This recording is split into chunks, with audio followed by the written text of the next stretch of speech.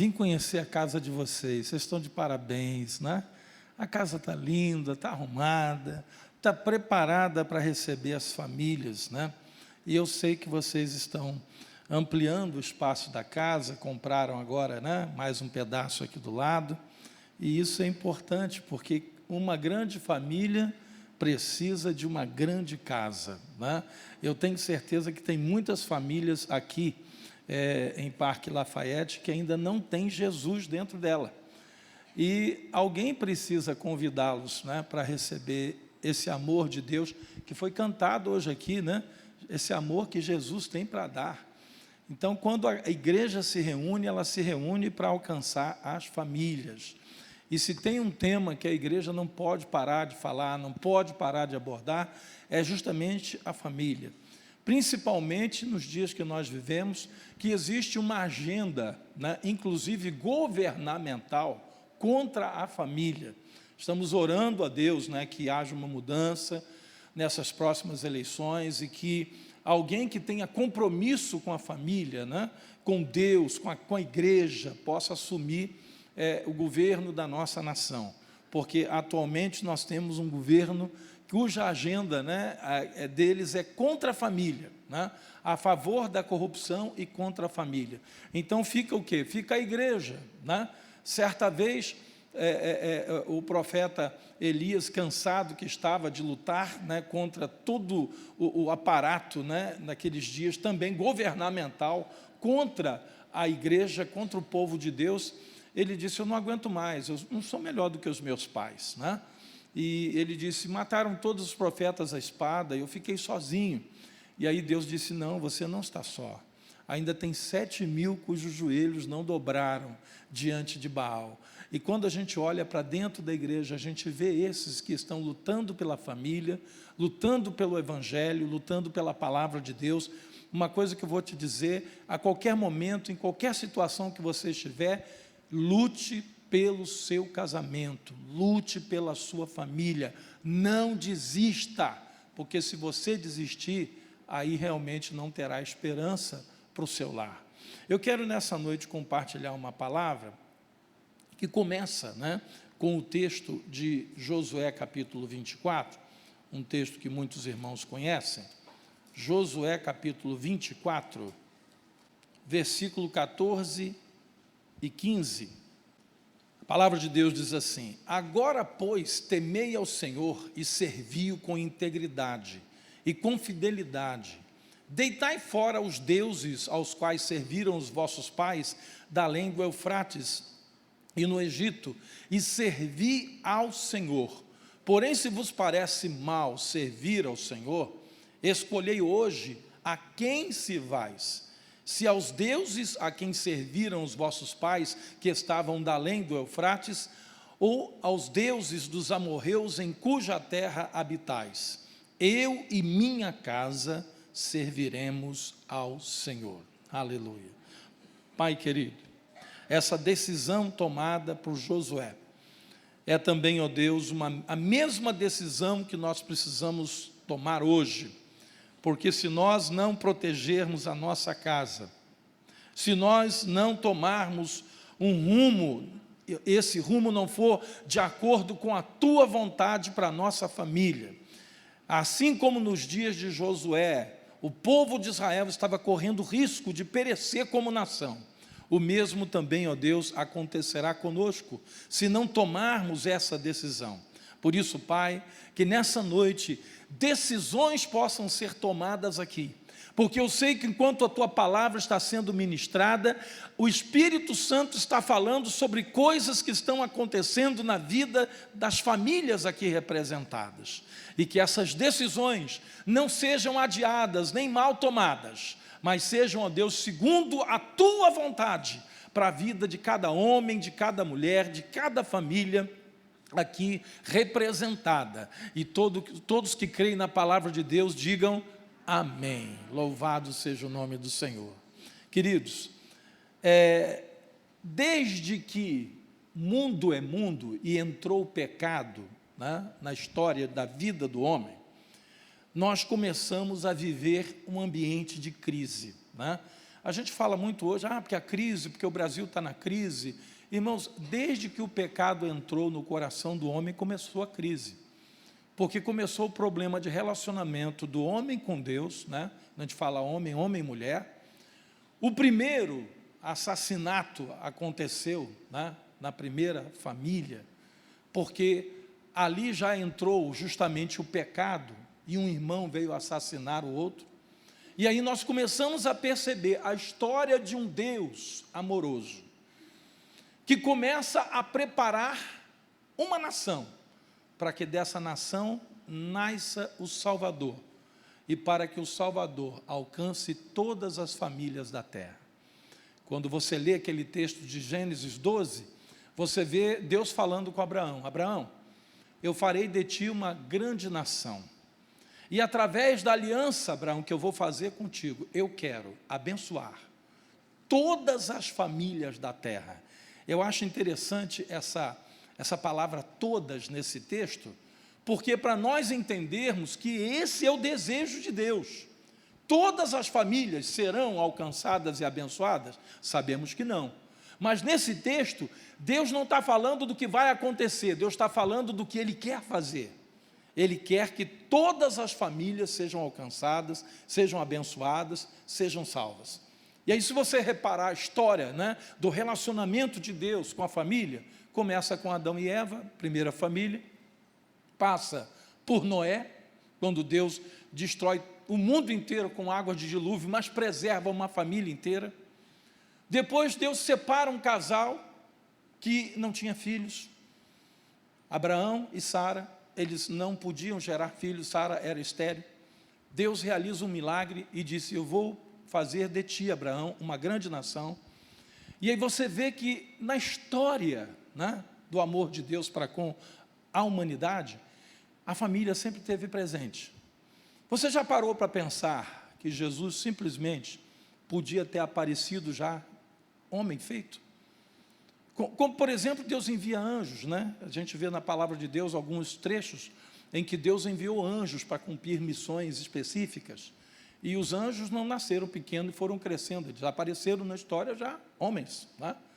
Deus podia ter enviado Jesus já como homem, mas por que Deus prefere fazer com que Jesus nasça de uma mulher, com que ele viva num lar, né, até os 30 anos de idade, apenas na missão de filho, né, de José e Maria, e só aos 30 anos de idade ele começa a exercer o seu ministério da parte de Deus, tá? Enfim, por que tudo isso? Porque Deus queria deixar bem claro: o meu plano, o meu alvo, o meu objetivo é a família. E eu não poderia enviar meu filho se não fosse via família, porque seria uma desvalorização da família se Deus não faz dessa maneira. Aí eu pergunto, um Deus tão zeloso, tão carinhoso, tão detalhista, né? Porque Ele preparou inclusive as gerações para que Jesus pudesse nascer dentro de uma linhagem que Ele havia preparado. Quando Ele falou a raiz de Jessé, que seria Davi, Davi faz parte da árvore genealógica de Jesus. Tudo isso para nós entendermos o processo chamado família. Aí você olha hoje o que está acontecendo com as famílias, né? Deus valorizando tanto a família e as pessoas desvalorizando. Os divórcios estão acontecendo agora no cartório, né? Se não tem bens a partilhar, vai lá no cartório e pronto, dá entrada na papelada, daqui a alguns dias sai o divórcio. Filhos que estão sendo abandonados pelos seus pais, e não mais apenas pelos pais, homens, mas hoje é muito comum, as mães estão fazendo a mesma coisa. Nós temos histórias lá na igreja, irmãos, né, de pessoas, sabe, que estavam frequentando a casa do Senhor, mães que abandonaram os seus filhos e saíram para viver uma aventura amorosa, um caso extraconjugal. E aí você fica pensando, meu Deus, mas a mulher que estava na igreja, cristã, conhece a palavra de Deus, e é mãe, né? Então ela não foi nem cristã, nem mãe, nem nada. Por isso que a palavra de Deus disse, ainda que a mãe se esqueça do filho que amamenta no seu seio, eu nunca me esquecerei de vós. porque Deus estava dizendo o seguinte: existe a possibilidade de uma mãe abandonar o seu filho, mas eu nunca vos abandonarei. E eu quero falar nesta noite sobre quem são as famílias que vão prevalecer nesse mundo que a gente vive hoje, e além de prevalecer, vão conseguir deixar um legado para os seus filhos. Porque no meio dessa confusão toda, que está o Brasil, né, que está o mundo, nós olhamos esse cenário, né, difícil, complicado, e perguntamos: Senhor, quem vai suportar? Quem vai vencer? Quem vai ser capaz de permanecer de pé numa sociedade que valoriza aquilo que não tem valor e que desvaloriza o que verdadeiramente devia valorizar? Quem vai ficar de pé? Eu acredito que assim como nos dias de Elias, Deus preservou naquele tempo 7.000. Eu acredito que hoje tem muito mais. Famílias que Deus vai preservar. Casamentos que não vão naufragar, lares que vão vencer e que vão cumprir a sua trajetória nessa terra, deixando um legado para os seus filhos e netos. Eu queria usar como base esse texto de Josué, porque Josué conseguiu fazer isso na sua geração. Apenas Josué e Calebe foram daqueles que saíram do Egito e entraram na terra prometida, porque todos os outros pereceram pelo deserto. Nem Moisés entrou na terra prometida, ele apenas a avistou, mas ele não entrou. Mas esses dois homens, chamados Josué e Calebe, a casa deles, essa casa que ele diz aqui, eu e minha casa, ele estava falando o quê? Da casa de alvenaria? Não, ele estava falando da família. Quando você vê esse termo casa, né, no meio judaico, não é casa construção, é a família. Ele estava dizendo: eu e minha família serviremos ao Senhor. Quem é esse camarada? Por que ele agiu dessa maneira? Por que ele saiu lá do Egito e entrou na terra prometida? Nós precisamos entender esta superação, se nós apreciarmos e entendermos o que Josué fazia, o que Josué pensava, como Josué vivia. Josué tornou-se o substituto de Moisés. Josué tornou-se o homem que assumiu o cajado de Moisés para levar o povo de Israel a conquistar a terra que eles entraram, mas precisava ser conquistada. A terra estava ocupada, tinha povos morando lá dentro, tinha cidades fortificadas, tinha gigantes, eles tinham desafios para vencer. E Josué, juntamente com Calebe, foram os únicos remanescentes que saíram do Egito e entraram nessa terra. Josué permaneceu confiando nas promessas de Deus, num tempo em que os seus contemporâneos não confiavam mais nas promessas de Deus. Chegando a um ponto de dizerem um para o outro: quer saber? Vamos levantar um capitão entre nós e vamos voltar para o Egito. Porque esse Moisés aí, o Deus que ele diz que serve, só ele vê. Esse Moisés aí nos colocou numa furada, porque agora a gente chegou aqui, estamos na beira do Rio Jordão, do outro lado está a terra que Deus nos prometeu, e o que a gente viu com os espias, porque mandaram 12 espias para olhar a terra, 2 eram Josué e Calebe, e mais 10, né? Eles voltaram dizendo: realmente, a terra é boa, a terra mana leite e mel. A terra tem frutos bons, a terra é fértil, mas tem um detalhe, ela está ocupada.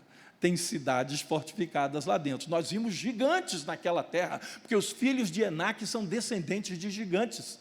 Essa terra pelo meio da qual passamos a espiar é terra que devora os seus moradores. Irmão, começaram a dar um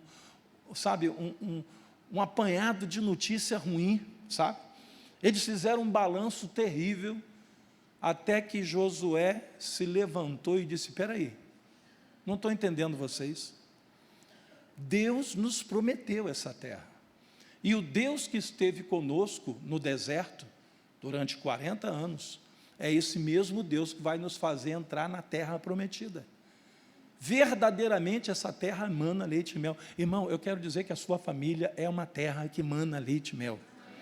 Aí você vai dizer, mas bispo, o senhor não sabe como é que é a barra lá em casa. O negócio lá em casa é estreito, tem gigante dentro da minha casa, bispo. Tem muralhas entre nós lá dentro daquela casa. Tem lutas que a gente não sabe como é que vai vencer. Mas eu digo a você que a tua casa é terra deleitosa, a tua família é terra prometida de Deus para você. E você vai conquistar. E o inimigo que está tentando causar confusão dentro da sua casa, eu vou dizer dele o que Josué disse dos moradores daquela terra: retirou-se deles o seu amparo. Se Deus estava com ele, esteve até agora, porque agora o amparo de Deus está do nosso lado. E eu posso dizer a você que Deus tem amparado você para que a tua casa, a tua família, o teu lar seja uma terra deleitosa. Josué e Calebe foram os únicos que permaneceram confiando nessas promessas, porque os demais infamaram a terra e estavam planejando voltar para o Egito. Você vê que coisa terrível, né? E Josué diz: vocês vão voltar a ser fabricantes de tijolos? Vocês vão voltar a ser escravos? Você para e pensa, alguém que faz projeto depois de ser livre, voltar a ser escravo. Aí você diz assim, mas isso é uma loucura, bispo. Pois é, mas tem um monte de gente fazendo isso hoje. O que tem de gente hoje apostatando da fé, o que temos hoje de gente que são, já tem até terminologia, são os desigrejados. Pessoas que um dia estiveram na casa do Senhor, mas que voltaram à velha natureza, aos velhos costumes, voltaram ao pecado, e torna-se o seu estado último pior do que o primeiro, porque agora conhecem a palavra de Deus. Josué e Calebe foram os únicos que apoiaram a liderança de Moisés e de Arão, num tempo em que eles estavam dizendo o seguinte: vamos apedrejar esses dois, primeiro nós vamos matar os dois à pedrada, Moisés e Arão, e depois nós vamos levantar um capitão que vai nos governar até voltarmos para o Egito. Amados,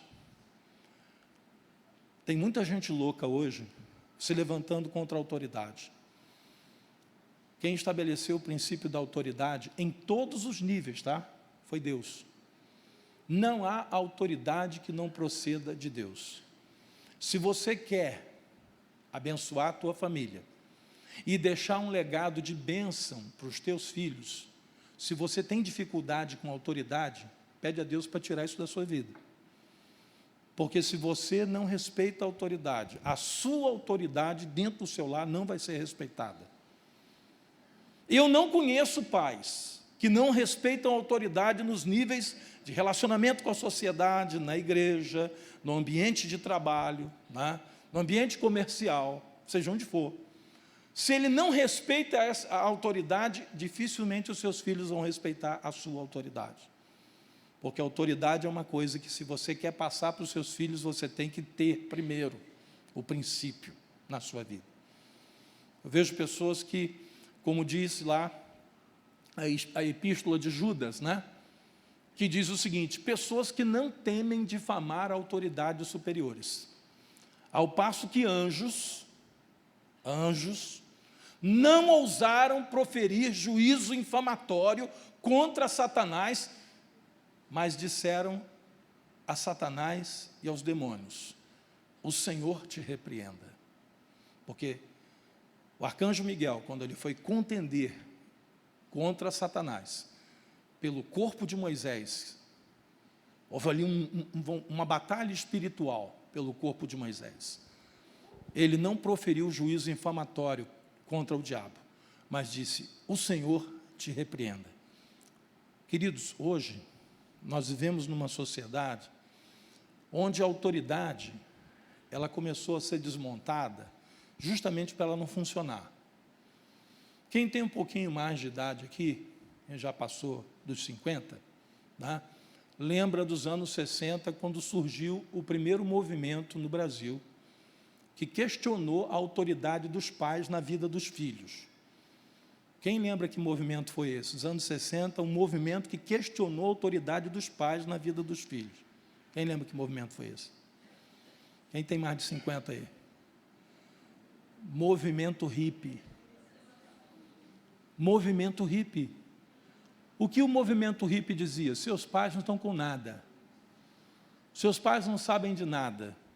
E muitos jovens foram levados por esse movimento a saírem de casa, a colocar uma mochilinha nas costas e sair mundo afora, sem necessidade de emprego, de trabalho, de estudar. Não, eu vou, curtir a vida. Esse negócio do meu pai que ficar trabalhando todo dia, tem horário para cumprir, e trabalha lá na fábrica, trabalha no escritório, trabalha lá nas Forças Armadas, trabalha lá no hospital. Esse negócio não é para mim, não.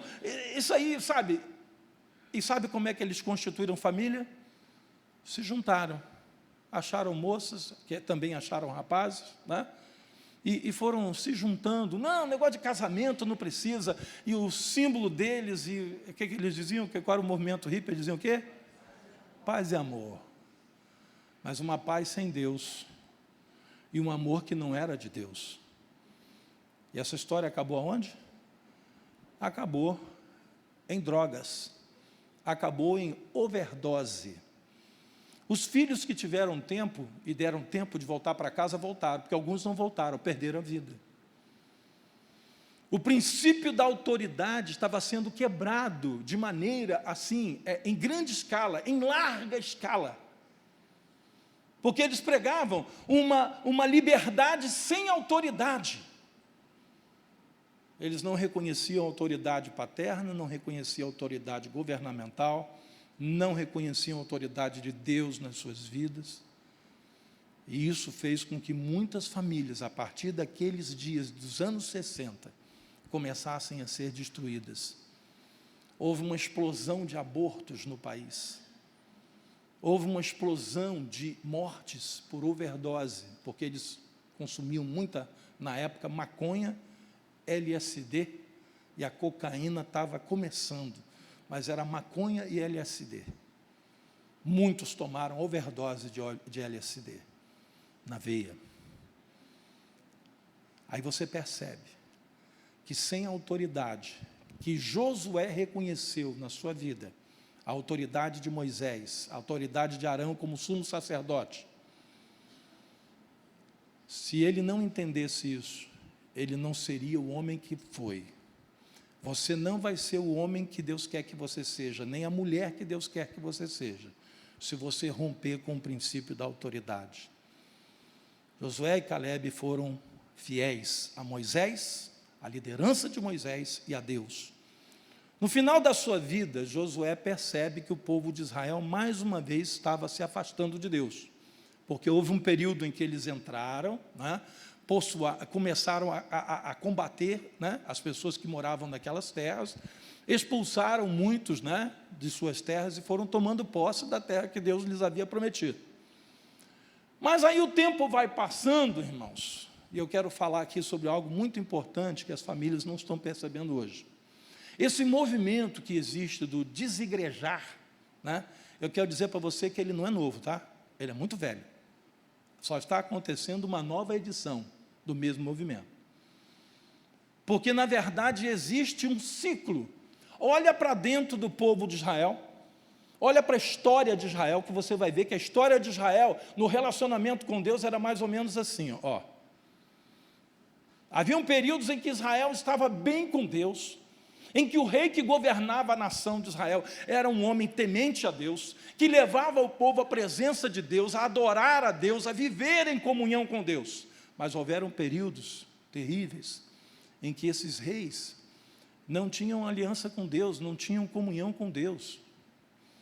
E eles também levavam a nação a fazer a mesma coisa. O que está acontecendo no Brasil hoje, queridos, esse desigrejar, está combinando com esses mais de 13, 14 anos que o Brasil vem sendo governado por um grupo político que a agenda deles é destruir a família, é destruir a igreja do Senhor Jesus. E isso tem acontecido de forma sistemática, só que as pessoas não estão reparando. Quando o rei Acabe governou Israel, casando-se com Jezabel, uma mulher que era uma prostituta cultual de Baal, uma sacerdotisa de Baal, o povo de Israel entrou num declínio tão grande, porque eles foram se afastando de Deus. E aqui, Josué vive um momento em que ele percebeu que aquele povo que estava servindo a Deus e conquistando aquelas terras, estava se esfriando e se afastando, e reeditando o princípio da idolatria. Vamos falar do que está acontecendo com as famílias hoje no Brasil? Brasil, até um tempo atrás, até algumas 3 dezenas, de anos, 30 anos atrás, era um país eminentemente católico. Por conseguinte, eminentemente idólatra. Porque é um princípio, catolicismo, a idolatria está junto. Mas aí houve um avanço do evangelho no nosso país, e muitos, eu fui batizado na igreja católica, fiz primeira comunhão aos 10 anos de idade, frequentava a missa, ainda peguei um restinho das missas em latim, peguei ainda, Você não entendia absolutamente nada. E o que acontecia? Um país idólatra. Mas o Brasil começou a conhecer a palavra de Deus, porque o evangelho foi aberto para as famílias. O irmão estava falando do cultinho do lar, quando a família pega, abre a Bíblia. Isso começou a acontecer.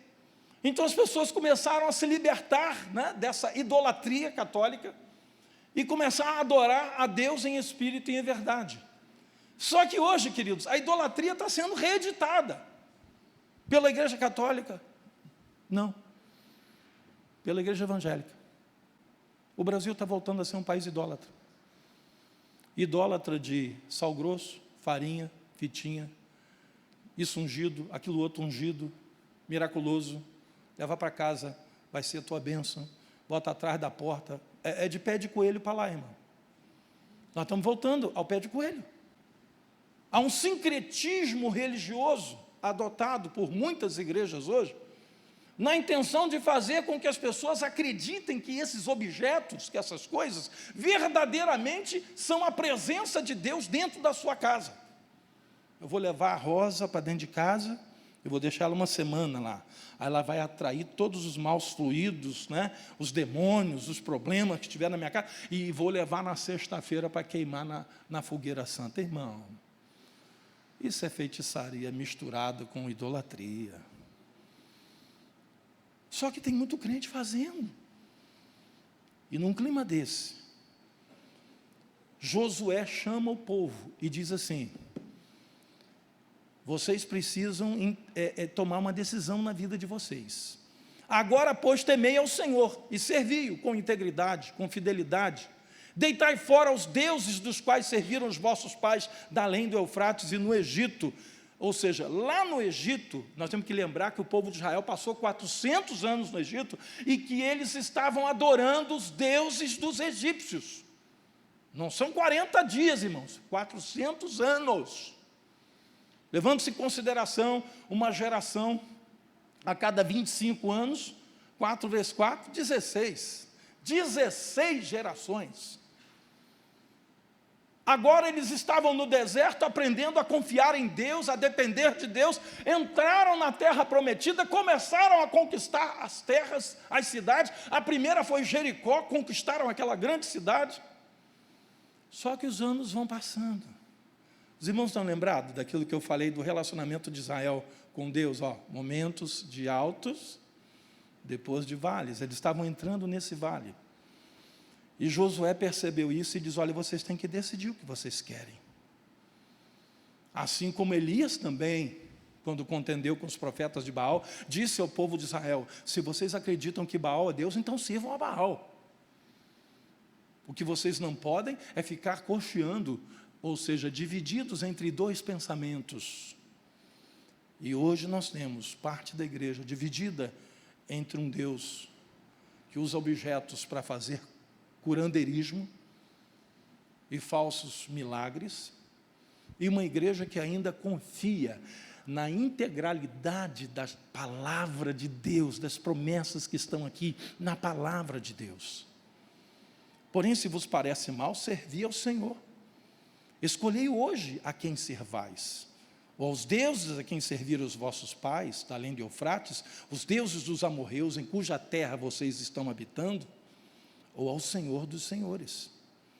Então o povo respondeu e disse: longe de nós abandonarmos o Senhor para servirmos outros deuses.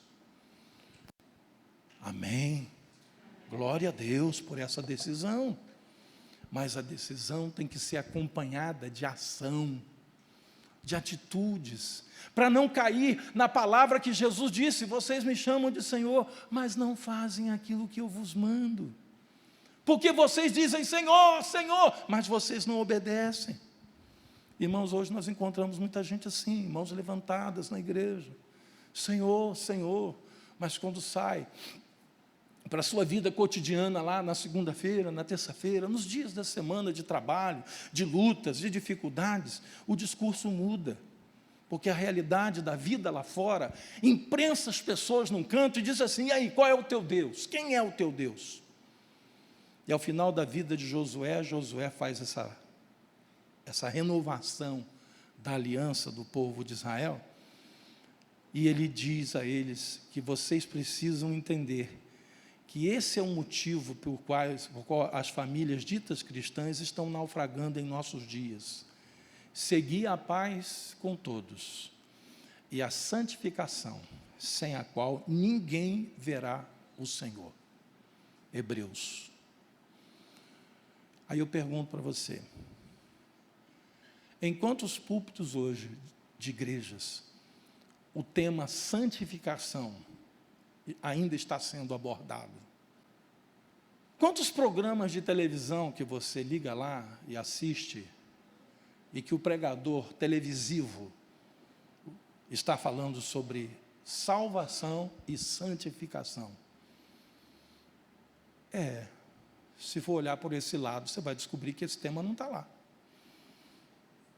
É só bênção, é só milagre, é só vitória, porque onde pisar a planta do teu pé vai ser vosso, e o Senhor é contigo, o Senhor meu pastor, nada me faltará, acampa os anjos ao meu redor, ninguém vai me derrubar, porque eu sou tremendo, Deus é comigo e tal. Ainda tem os hinos, né, que a gente ouve na rádio, que não são de adoração a Deus, mas eu chamo de hinos de vingança, né? O meu inimigo vai ver, Deus vai, né, fazer, acontecer, e vai dar a volta e tal. Aqueles que me viram cair, vão me ver levantar, vão ver prosperar. Irmão, o que é isso? Para que isso? O que essas pessoas precisam ver mesmo é o amor de Deus funcionando na sua vida. Eu estava falando domingo com a nossa igreja, dizendo o seguinte, que o nosso problema hoje não é falta de teologia, mas é falta de prática da palavra de Deus. Porque as pessoas contemplam a palavra de Deus como quem contempla o rosto num espelho, mas logo quando sai da igreja se esquece como era a sua aparência. Tem muita teologia, irmãos. Não é teologia que está faltando, não. Está faltando é a prática da vida do povo de Deus, porque se você quer deixar legado, você tem que deixar testemunho. Eu não conheço legado sem testemunho. Você conhece alguém que conseguiu deixar um legado para os seus filhos sem testemunhar de Deus para eles? Não conheço. Todo legado, ele tem como base o testemunho. Eu quero ser como os meus pais, porque eu vi a vida do meu pai, eu vi a vida da minha mãe, eu vi o preço que eles pagaram para servir a Deus. De quantas vezes eles podiam ter tomado algumas decisões erradas, mas eles pagaram o preço para não errar. Quantas vezes eu vi alguém oferecer um negócio para o meu pai, que era um negócio da China, né, para ganhar muito dinheiro, mas o negócio era ilícito. E ele disse, não, eu não quero isso. E eu vi o meu pai continuar trabalhando e ganhando o seu sustento de forma honrada, verdadeira. E vi o colega dele do lado, o vizinho, o parente dele, eu vi aceitar, e vi o que aconteceu na vida de quem aceitou. A princípio ganhou muito dinheiro, mas aí depois veio a Lava Jato.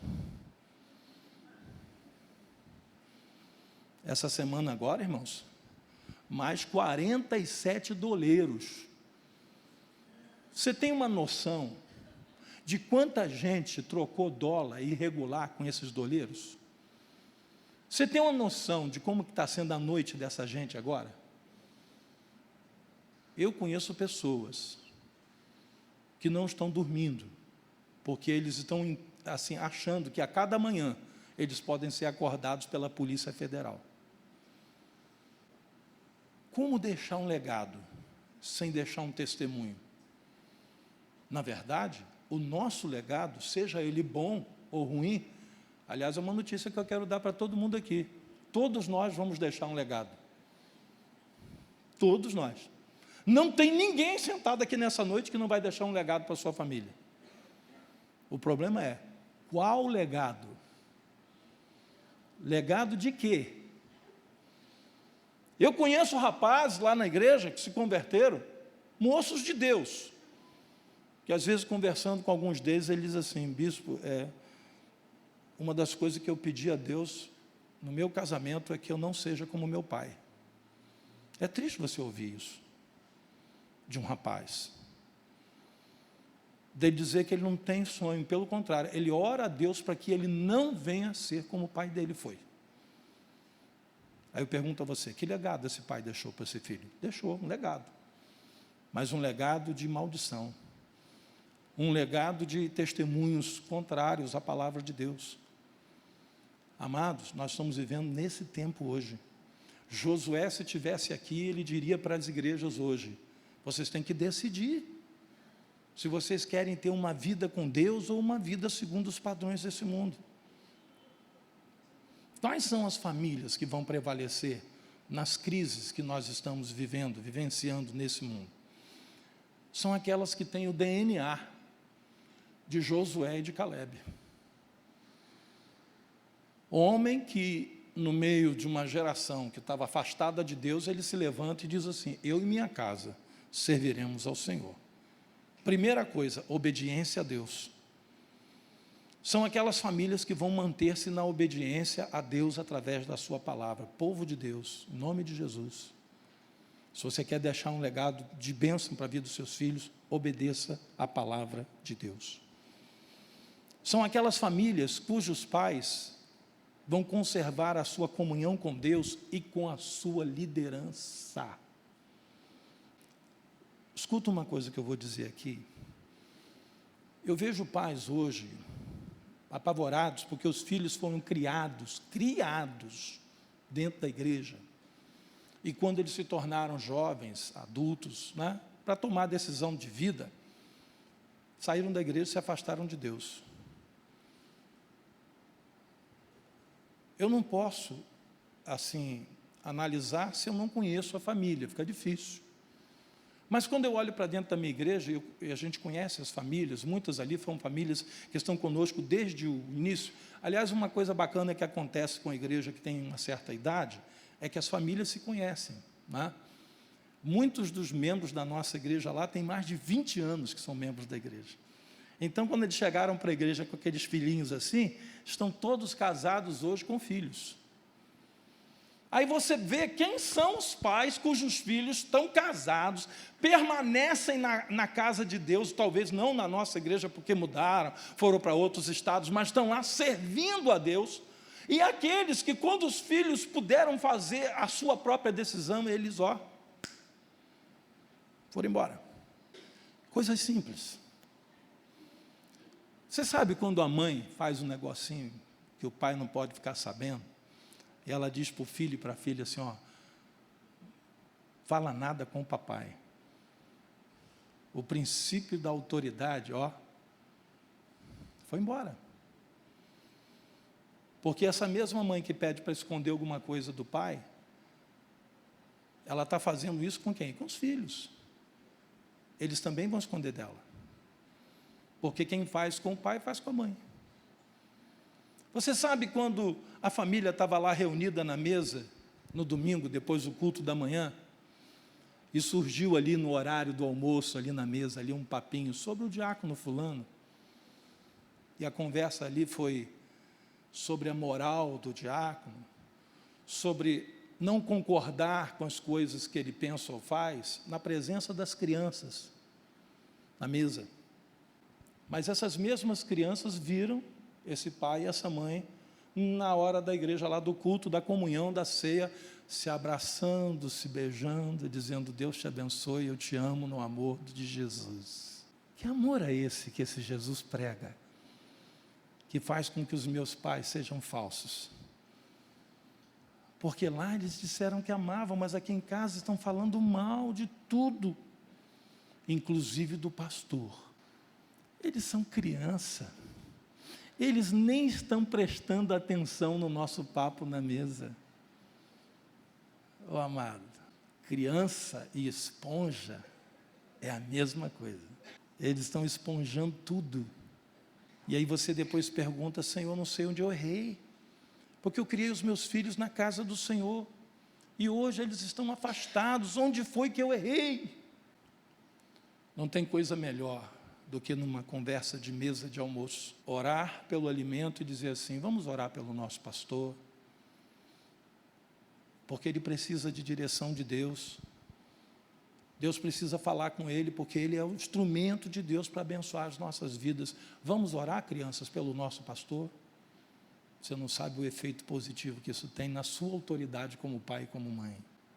Mas o que acontece é que às vezes a conversa de pé de mesa é a conversa que detona a autoridade do pastor, do diácono, do professor.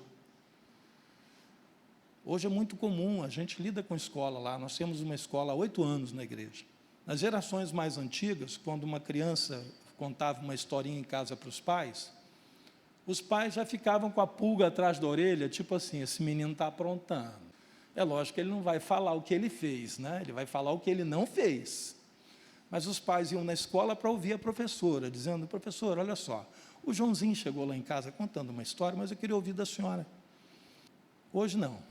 Hoje os pais já pegam o Joãozinho, botam ele do lado e diz assim: você vai ver o que eu vou fazer com aquela professora hoje. Aí bota o Joãozinho do lado e dá uma bronca, nem ouviu a história, não sabe nem o que aconteceu. Essa mãe está destruindo a vida dessa criança. Senhor, onde é que foi que eu errei? Eu sou teu servo, eu estou na tua igreja ouvindo a tua palavra. Irmãos, legado tem a ver com atitude, e atitude tem a ver com escolha. Todos os dias nós fazemos escolhas. Por isso Josué está dizendo aqui: vocês precisam escolher. O que vocês vão fazer? Vocês vão servir ao Deus dos egípcios lá, aos deuses, porque eles serviam a vários deuses? Vocês vão servir ao Deus dos amorreus, da terra em que vocês estão habitando hoje? Ou vocês vão servir ao único Deus que tirou vocês do cativeiro, que conservou a vida de vocês 40 anos no deserto? Quem que vocês vão servir? Há pessoas aqui nessa noite que estão diante de decisões que precisam ser tomadas, entre prosseguir em alguma coisa ou parar,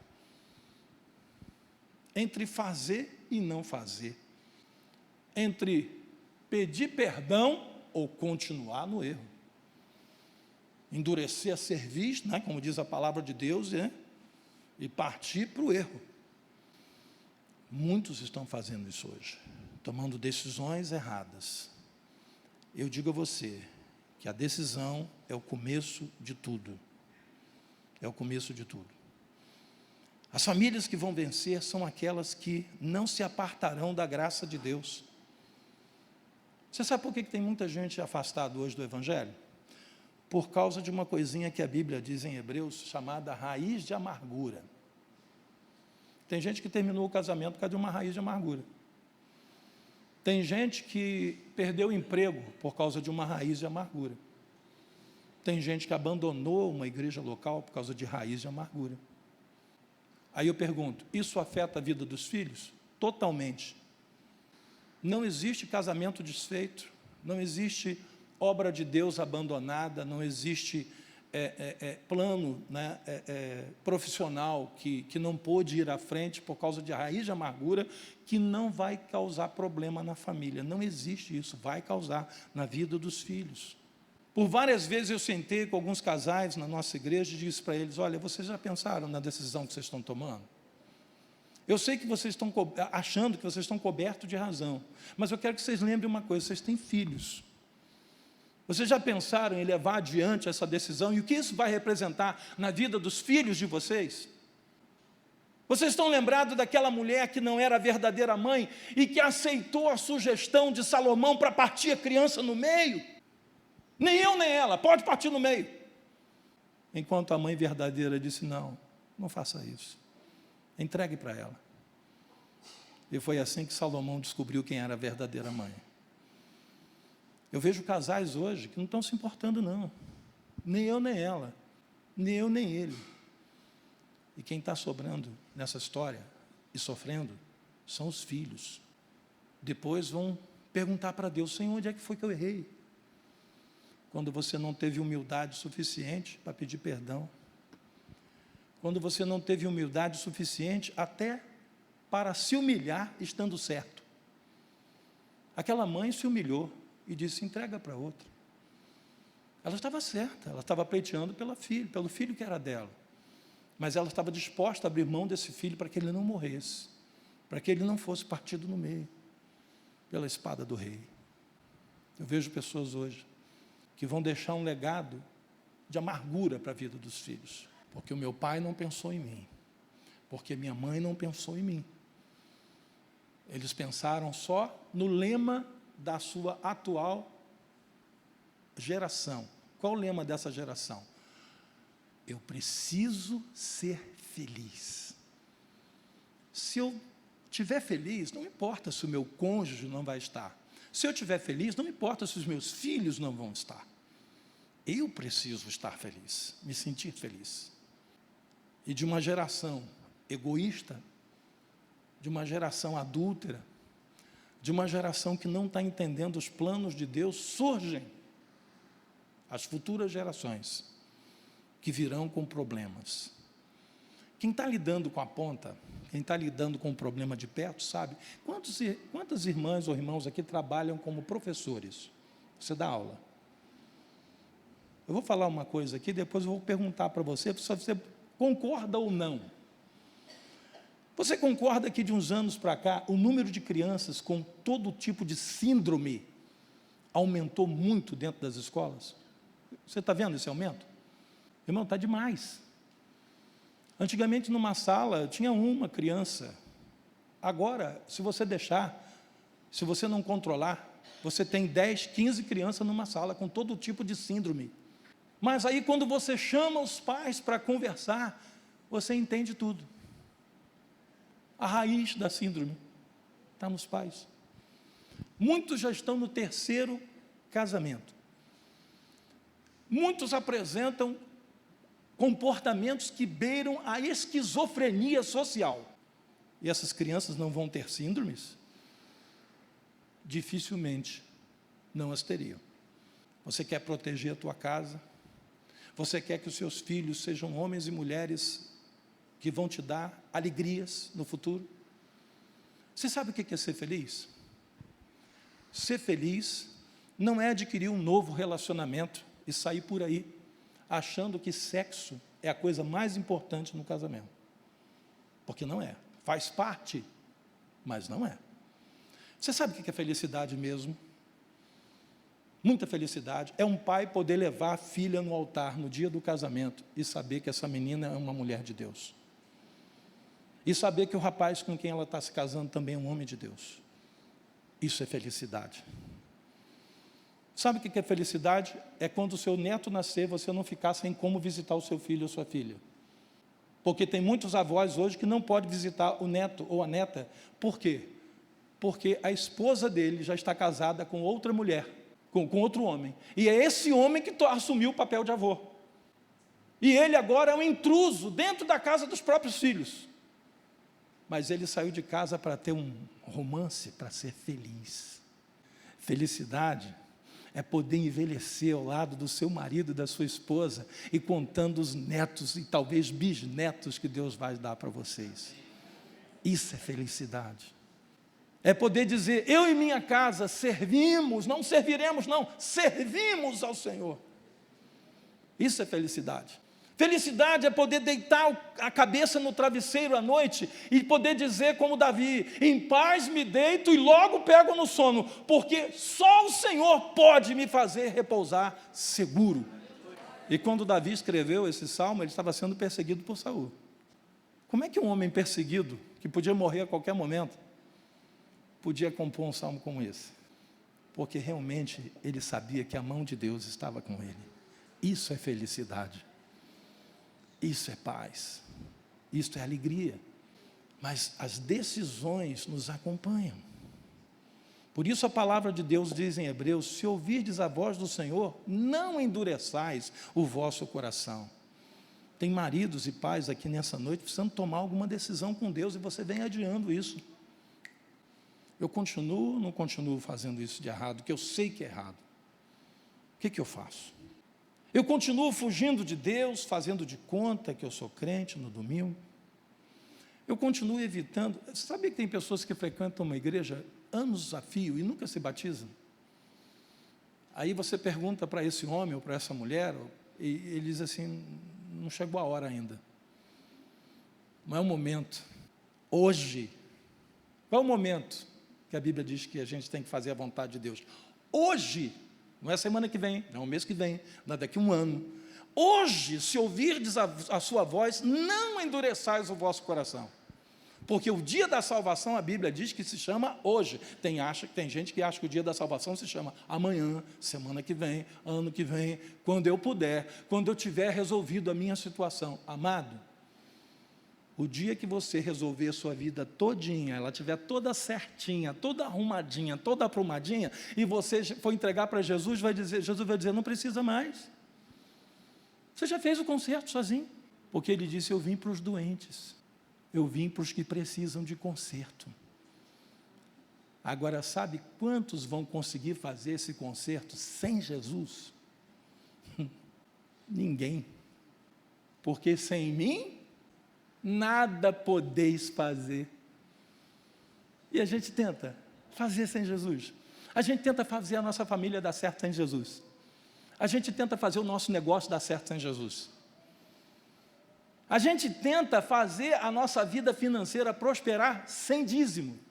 Provai, ministro, se não abrirei as janelas dos céus e derramarei sobre vós bênçãos sem medida. E há uma corrente hoje aí na internet: não, o que eu dízimo é do Antigo Testamento. Tá bom. Tem um monte de coisa que é também. Não é só o dízimo, não. Só que não há um versículo na Bíblia no qual Jesus, no Novo Testamento, tenha abolido a necessidade do dízimo. Se tiver, eu estou dentro. Jesus falou, eu estou dentro. Mas se Jesus não falou, não adianta fulaninho, fulaninha e Beltrano na internet. Jesus não falou. E se ele quisesse, ele teria falado. Porque o que ele quis revogar, ele falou. A lei diz: olho por olho, dente por dente. Eu vos digo: orai pelos que vos perseguem e perdoai os vossos inimigos. Aí ele mudou. Mas ao fariseu ele disse: vocês deveriam continuar dando dízimo e não parar só aí, mas lembrar também sobre a graça, o perdão, o amor, as outras coisas que vocês estão esquecendo. Então ele não revogou. Mas por que eu estou dizendo isso? Eu estou dizendo, sabe por quê, irmão? Porque os nossos filhos precisam aprender a ser dizimistas. Se você quer passar um legado de bênção financeira para os seus filhos, ensinem eles a honrar a Deus com as primícias da sua renda. O dia que você der um dinheiro, uma mesada para o seu filho, você pergunta: você está dando dízimo? Ah, pai, eu estou perguntando. Fala a verdade. Você tem sido dizimista? Ah, não, pai. Pois é. Seu dinheiro só vai render o dia que você fizer isso. Porque papai é. E Deus não tem nos deixado faltar nada, porque dentro da nossa casa tem a promessa de Deus. Isso é passar legado para os filhos. Um bom legado. Mas se o próprio pai não é dizimista, qual é a moral que ele vai ter para aconselhar os filhos a fazerem isso? É bom nem tocar no assunto, porque o filho pode perguntar: e o senhor é? Bom, meu filho, espera aí, não é bem assim, olha só, faça o que papai diz e não o que papai faz, você está entendendo? essa filosofia de vida não funciona. O que funciona é a filosofia que Paulo nos ensinou. Sede, pois, meus imitadores, assim como eu sou de Cristo. Essa é a que funciona. Eu faço o que eu vi os meus pais fazendo. Você sabe por que Isaac se transformou em um homem que, onde ele ia, a primeira coisa, ele erguia um altar para Deus? Porque ele viu Abraão fazer isso. Você sabe por que Isaac cavava um poço e aonde ele cavava dava água? Porque ele viu Abraão fazer isso. Ele se transformou num edificador de altares e num cavador de poços. Que os nossos filhos sejam edificadores do altar de Deus e cavadores de poços abençoados por Deus. Onde eles colocarem a mão deles, a bênção de Deus esteja ali.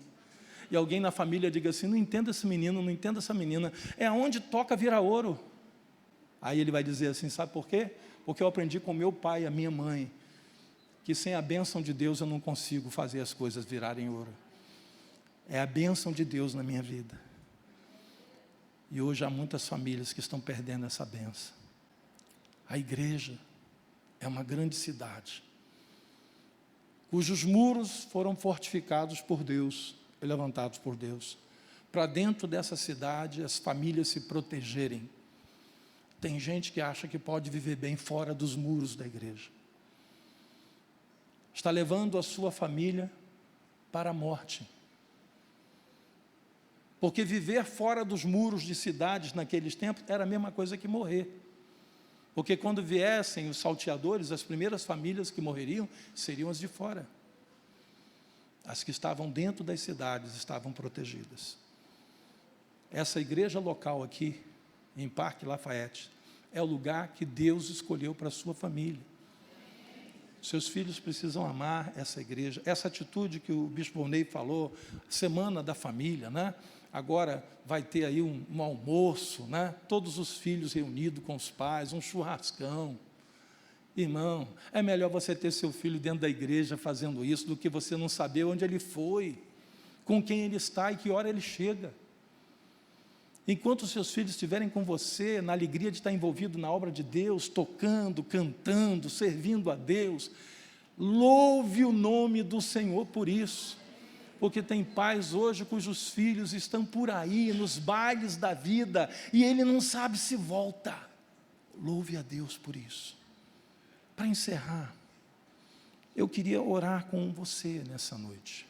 Se você está nos últimos dias, sabe, com alguma coisa incomodando, arranhando dentro do teu coração, e você sabe que você precisa tomar uma decisão, só que essa decisão tem que ser muito bem tomada, porque você sabe que vai enfrentar lutas com essa decisão. Talvez seja uma decisão sem volta. E você diz, meu Deus, eu não sei se eu vou suportar. Mas que você nessa noite diga assim, Deus, eu não quero decidir a minha vontade. Eu quero que a tua vontade aconteça nessa minha decisão. E você gostaria de colocar isso que te incomoda hoje em relação a você, pessoalmente, com Deus e a sua família. Você quer colocar isso no altar de Deus nessa noite. Eu queria que você saísse onde você está e você viesse, porque esse lugar aqui, no altar, é o lugar do sacrifício. No altar é o lugar da promessa. No altar é o lugar da unção. O altar é o lugar da aliança. O altar é um lugar muito especial. Eu queria que você saísse de onde você está. E você que está querendo tomar uma decisão muito séria e quer que Deus te ajude, saia do seu lugar e venha ao altar nessa noite. Eu não estou falando com quem é crente, não é crente, não estou tratando disso, não estou falando de conversão, estou falando de decisão com Deus. Talvez a sua maior decisão nessa noite seja conseguir perdoar alguém, que você não está conseguindo fazer. Eu sei que eu tenho que perdoar, Senhor, mas eu não estou conseguindo. Senhor, eu sei que eu preciso tomar essa decisão, mas não estou conseguindo fazer. Eu reconheço a minha dificuldade em fazer isso. Saia do teu lugar nessa noite, venha ao altar. Não é comigo que você vai resolver isso, não. É com Deus. Essa sua caminhada até o altar não tem a ver comigo, não. Tem a ver com algo que você precisa fazer com Deus nessa noite. Você veio hoje do seu trabalho, ou veio da sua casa, para esse seminário, né? Para essa conferência de família, e alguma coisa está acontecendo dentro da tua casa, e você diz: Senhor, quer saber, eu não sei nem o que eu vou fazer, eu estou com dúvidas. Então pega a tua dúvida e traz para o altar nessa noite. Ah, Deus, eu já tentei isso, tentei aquilo, não deu certo, tentei aquilo outro e tal, eu não sei o que eu vou fazer. Sai do teu lugar e traz a dúvida. Se o que você tem para trazer hoje no altar é uma dúvida, traz a dúvida. Tem pessoas que já sabem o que fazer, não está conseguindo fazer, e tem outros que têm dúvida, não sabem nem o que vai fazer. Está pedindo direção a Deus, mas não quer errar. Não quer errar. Uma coisa é certa, você não quer errar. Você não quer tomar decisão que não seja de Deus para a sua vida. Então, saia do teu lugar e venha no altar nessa noite. Esse é o momento que Deus preparou para você.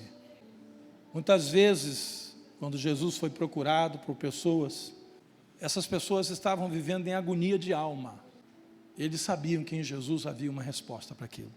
Talvez os últimos dias seus tenham sido de muita agonia, de tristeza, de um aperto no coração. Você não sabe nem porque está sentindo esse aperto no coração. Nessa noite, traz isso para o altar. Você que veio à frente, chega um pouquinho mais para cá. Você que vieram, chega mais para frente. Tem pessoas ali atrás querendo chegar. Amém. Tem lugar aqui no altar, querido, para você nessa noite. Essa é uma noite de cura. Essa é uma noite de resposta. Talvez alguém venha para o culto hoje dizendo: Deus, fala comigo. Eu preciso de uma resposta. Essa é uma noite de resposta de Deus para a sua vida. A igreja é um lugar muito especial. A igreja é um lugar onde Deus fala, onde você ouve. O Espírito Santo de Deus nessa noite falou com você. Aí quando chega na hora de você tomar uma atitude, você se acomoda e sai da igreja com o mesmo problema. Não faz isso hoje não. Vem para o altar e diz: Deus, eu não quero mais sair por aquelas portas sem a certeza de que nessa noite começou algo novo de Deus na minha vida. A resposta de Deus está vindo mediante a decisão que eu estou tomando nessa noite. Saia do teu lugar e venha, porque hoje Deus preparou um lugar no altar para você. Aleluia. Louvado seja o nome do Senhor. Deus amado, eu estarei orando, mas se no meio da oração você quiser sair, ele já começou a orar, não posso mais sair. Não. Se você chegar aqui no amém, você chegou. Senhor nosso Deus, eu sei, Pai, que não há coisa mais maravilhosa do que o Teu amor por nós, e o Teu amor está diretamente ligado ao que acontece na nossa família.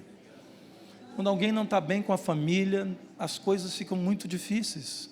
A gente não come bem, a gente não consegue dormir bem, a gente não consegue trabalhar bem, nós não conseguimos às vezes nem ficar bem na igreja, porque alguma coisa não está bem na nossa casa. Por isso, Pai, nós oramos nessa noite e pedimos que Tu arrumes, que Tu, ó Deus, abençoes, que Tu transformes a família dos Teus servos, e que isso comece a partir deles mesmos, porque muitas vezes, Pai, nós oramos querendo que Tu transforme o outro, mas a transformação do outro começa na nossa própria vida, começa na nossa transformação como marido, como esposa, como mãe, como pai, como filho, como irmão, como cunhado, como genro, como nora. Pai querido, eu oro a Ti, Senhor, nessa noite, para que essas transformações aconteçam, e que aquilo que os Teus filhos trouxeram hoje no altar, como uma dor, um sofrimento, uma dúvida, uma angústia, se transforme, ó Deus, numa bênção, e eles possam marcar essa noite, Pai, de sexta-feira, esse dia 4 de maio, como uma data que o Espírito de Deus falou, e eles ouviram, e o milagre começou a acontecer. Pai querido, eu vejo pela fé pessoas ressuscitando aqui, casamentos sendo ressuscitados. Eu vejo, ó Deus, pessoas que estavam tipo, tanto faz como tanto fez, mas a partir de hoje isso está mudando no coração. A esperança está renascendo, o desejo de lutar pelo seu casamento, pela sua família, está renascendo dentro de você, porque você entendeu nessa noite que há famílias que Deus vai preservar, e a sua família é uma delas. Você vai ser como a família de Josué, de Caleb, de tantos outros homens de Deus, que no seu tempo, na sua geração, deixaram um legado para as suas famílias. Por isso, Pai, nós oramos a Ti nessa noite, pedimos que aonde o diabo estava agindo para matar, roubar e destruir, isso pare de acontecer, Pai, pelas decisões que estão sendo tomadas aqui nessa noite. Eu creio, ó Deus, que esse é um legado que os Teus servos deixarão para os seus filhos, para os seus netos, as suas decisões tomadas no dia a dia, em cada dia uma decisão acertada com Deus, através do Espírito Santo de Deus. Pai querido, eu sei que é difícil, há irmãos aqui no altar nessa noite carregando um fardo, carregando, ó Deus, um peso insuportável na sua alma, mas nessa noite esse fardo, meu irmão, está ficando no altar, porque ele não é seu, você tem que colocá-lo sobre o Senhor Jesus. Ele levou esse fardo na cruz. Pai querido, eu oro, Pai, por homens e mulheres que estão enfrentando, ó Deus, dias de angústia, talvez sem sono à noite para dormir. O sono foge à noite. Nessa noite você vai dormir, porque a paz do Senhor vai estar dentro do teu coração, de uma maneira que você vai sentir tanta paz, que a tua dificuldade amanhã vai ser de acordar, porque você vai dormir um sono que você não dorme há muito tempo. Oh Deus, tranquiliza, Senhor, a mente, o coração, as necessidades, as angústias. Há pessoas, ó Deus, que por um desemprego está desestruturando a sua família. Pai querido, eu sei que Tu és poderoso para restituir não apenas um emprego, mas para restituir a fonte de renda dos Teus servos. Ó Deus, ó Pai, às vezes perdemos porque nós não sabemos conservar. Dá sabedoria aos Teus servos, ó Deus, para que aquilo que foi perdido seja achado, como aquela dracma perdida, que eles possam reencontrar, ó Deus, a bênção que perderam lá atrás. É o que nós Te pedimos em nome de Jesus, e todos digam amém. Você crê em Deus? Diga amém. Nessa noite Deus está agindo nesse lugar, e você vai mudar de atitude, e você vai mudar de comportamento. As pessoas não vão entender nada. O que houve com você? Você vai dizer: Deus está operando na minha vida. Eu estou vivendo um momento novo na minha vida com Deus. E esse momento novo vai trazer o novo de Deus sobre as suas vidas. Em nome de Jesus. Amém, amém.